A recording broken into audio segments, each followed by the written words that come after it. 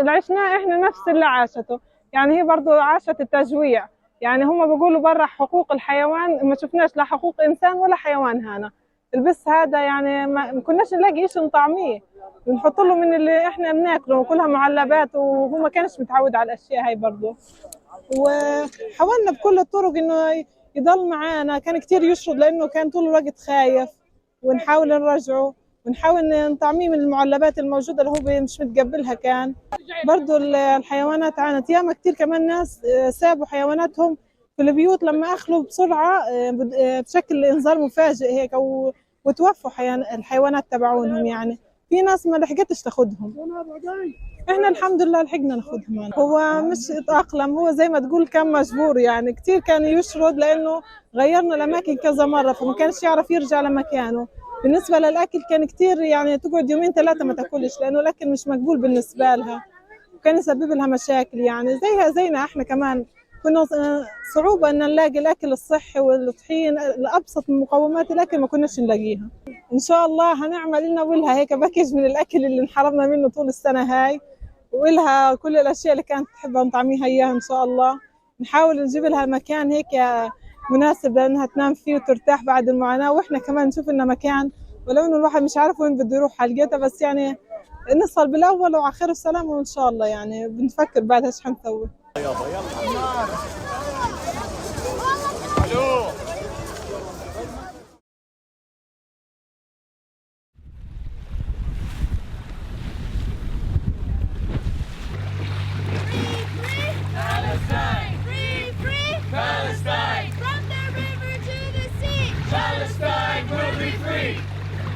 I'm not scared of Israel. I'm scared of a world that has seemingly lost all sense of humanity. And what we are doing here is trying to show that there is still some humanity left, that there are still people willing to step up when all other means fail. But this is a last resort. This mission should not have to exist.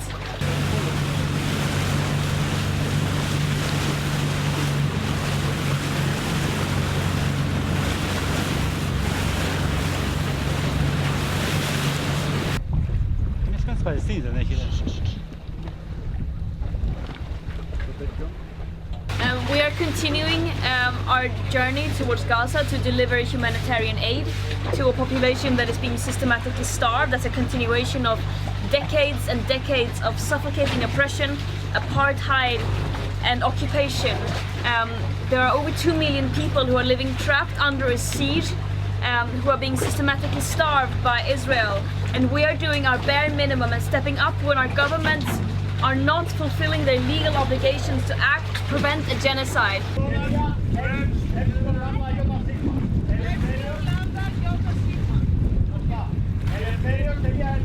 The UN Commission has now confirmed what Palestinians and human rights organizations have been saying for a very, very long time, that there is a genocide in Gaza. And under international law, states have a legal duty to act. Not just to speak up, but to act to stop it, ending arms transfers, ending complicity and applying real pressure. And we are calling on all the world's governments to take on that legal responsibility. It should not fall on us as civilians to step up and to deliver humanitarian aid.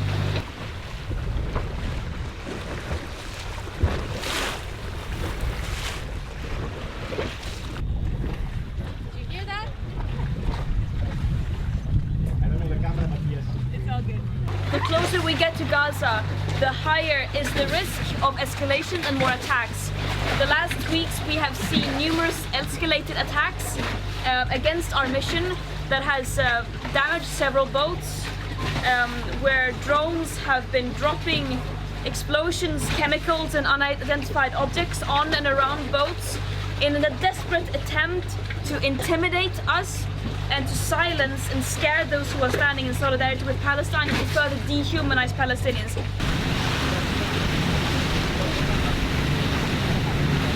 We are not just delivering humanitarian aid, we are trying to deliver hope and solidarity and to send a strong message that the world stands with Palestine. The world has not forgotten Gaza, and when our governments are failing to step up, the people will do so. But we are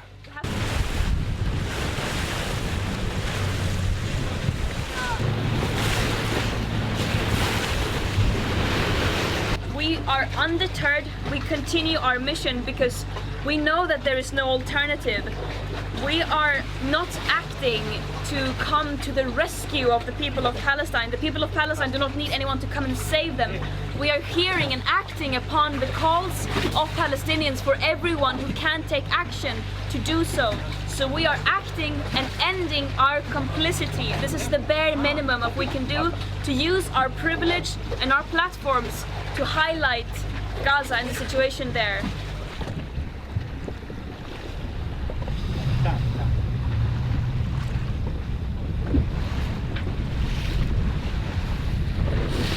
We are also challenging this extremely violent business as usual that is failing to prevent even the worst war crimes from happening.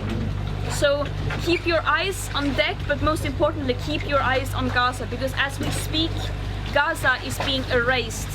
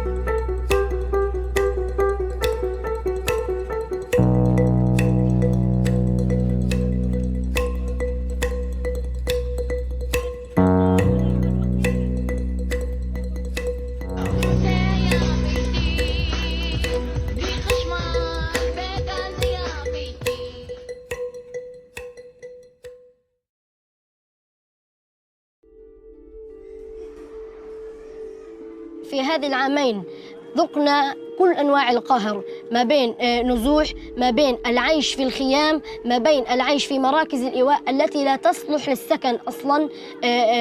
عشنا كل أنواع القهر، ما بين اللجوء إلى التكايا، اللجوء إلى محطات المياه وشاحنات المياه التي تأتي.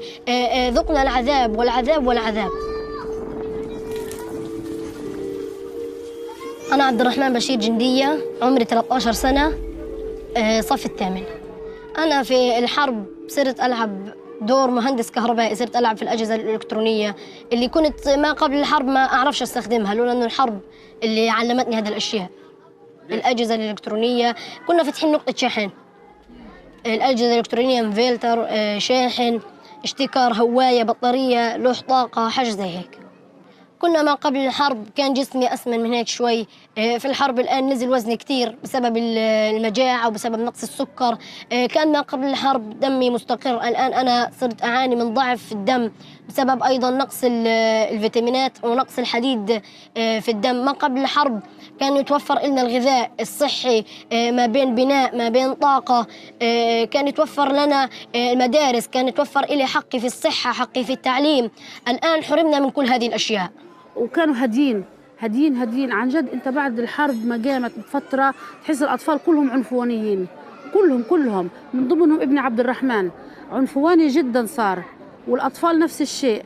ما كل واحده بتحكي لي، كل ما بتلاقى مع بتقول لي انا ابني قبل الحرب ما كانش هيك، انا ابني مش عارفه ايش اللي جرى له بعد الحرب، انا ابني قبل الحرب ما كان هادي وكان رايق. وفعلا انا كنت اعرفهم الاطفال هذول كانوا هاديين ورايقين. تعالي بتقول لك انا ابني عنفواني كثير، بيعمل مشاكل، اي واحد برا بكلمه بتلاقيه بتكتل معاه، بتطاوش معاه، ايش اسوي له، ايش اعمل له. حتى إني أقول له مثلا تعال يما مثلا بدنا نرجع نستذكر نقرأ شوية قرآن، ما فيش الولد ما بيرضاش، والأطفال كلهم نفس الإشي. ما قبل الحرب كان الغذاء اللي متوفر في البيت، المياه متوفرة عندنا في البيت، تيجينا المياه على باب البيت أو أمرار تطلع في الخزانات. الآن صرنا نروح نطلع للمياه، نطلع للتكية، من التكية للتكية، يجي شحن المية نعبي مية حلوة. فهذا كله كان ما قبل الحرب متوفر، الآن كله ليته راح، فهذا بسبب إرهاق جسدي في وفي جميع الأطفال اللي بيعانوا نفس المعاناة اللي أنا بعانيها. إحنا الآن لما أكون جعان ما بنهيش نفسي أو بصبر حالي نوم أو لعب، فأنا بحس بدي أخرج من النطاق اللي أنا فيه بالنوم أو اللعب. كل أم بلاقيها بتحكي لي نفس الإشي على ابنها، ليش أحلامهم كلها راحت، كلها اندثرت، بالذات بعد ما الدور انهدت وسكنوا في الخيام وحياتهم كانت بس تكية ومية، تكية ومية، بدي أروح أعبي مية التكية إجت. حتى إنه إحنا لما كنا في الجنوب كانوا عاملين مدارس خيام، كان الطفل يتوجه عليها تعالي بس تيجي التكية، يسيبوا المعلمة بتشرح في الصف ويتراي على التكية، المعلمة تطلع تلاقي ولا طفل جراي على سيارة المية الحلوة. يعني هي هذه كل حياتهم صارت شهادة التخرج في التكية وفي المية الحلوة بس راح تصير. إحنا ما قبل الحرب أنا وأصدقائي كنا نلتقي في المسجد، في البيت، في ساحة اللعب، في المدرسة. أما الآن تقطعت بنا الطرق، تقطعت بنا السبل، نرى بعض من الحين إلى الآخر في حالات نزوح، في حالات شاحنات المياه، في التكايا منهم من استشهد ومنهم من بقي على قيد الحياة لكن لا نستطيع الوصول إليهم. يزيد الشوق أكثر فأكثر لأننا كنا متعلقين بهم كثيرا ما قبل الحرب، والآن فجأة فقدناهم. منهم من استشهد رحمه الله ومنهم من نسأل الله سبحانه وتعالى أن يحفظه.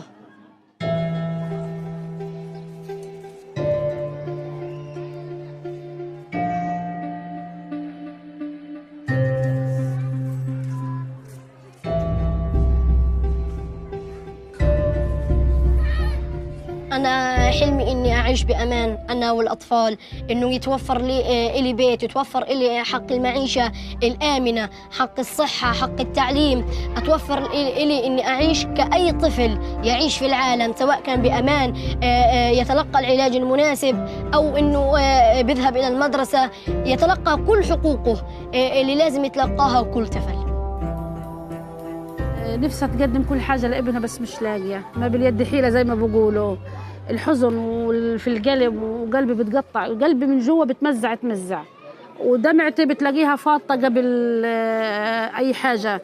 هي دمعتي ساعتها بتعبر عن كل حاجة في حياتي. إني يعني طفلي عبد الرحمن لدرجة إنه مرة كنا إحنا قاعدين على الجوال فإجت شيف على الجوال بطبخ أكل شهي ولحوم وهذا، اللي هو بقول يا الله يما أنا هلقت لو أروح على الجنة بلاقي الأكل هذا، بقول له لا بتلاقي أحسن منه كمان، لأنه في الجنة ما لا عين رأت ولا أذن سمعت. نام قضى اليوم كله ونام وحط راسه على المخدة وبقول لي أمانة يما بلاقي الأكل هذا في الجنة، بقول له والله يما بتلاقيه في الجنة، والله غير تلاقيه، والله غير إن الله مع الصابرين، نصبر وحنلاقيه في الدنيا وفي الآخرة حنلاقيه بإذن الله. شعوري وقلبي بتقطع حزن على ابني وعلى جميع الأطفال اللي بتلاقيهم بيجوا بيقولوا بدي آكل أنا جعان، أنا بدي آكل أنا جعان، وما فيش باليد حيلة.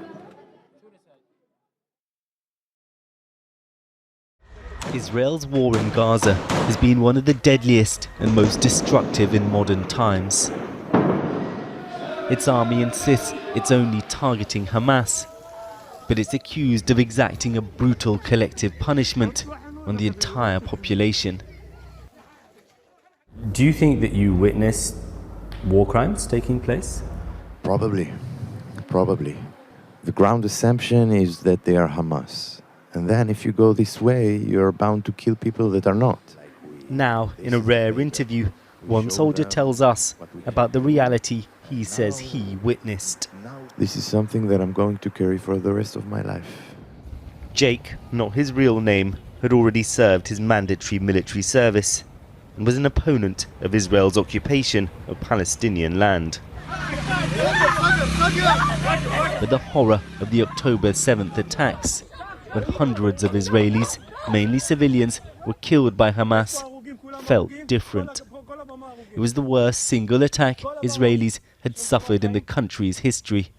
There are literally people going around in Israel killing innocent civilians, right, all around. And this is something that needs to be stopped, and I'm needed partly to do that as well, especially in the first couple of weeks. It felt right. So yeah, it just made sense in a way that it didn't before. Israel's response in Gaza came soon. First, a massive and deadly campaign of aerial bombardment. At what stage did you start to have concerns about how the war was being fought? I was serving in a commanding unit of a battalion that was fighting in Gaza. On the first couple of weeks, no one went in, right? So we were just sitting on our asses, essentially looking in screens, essentially the drones going above Gaza.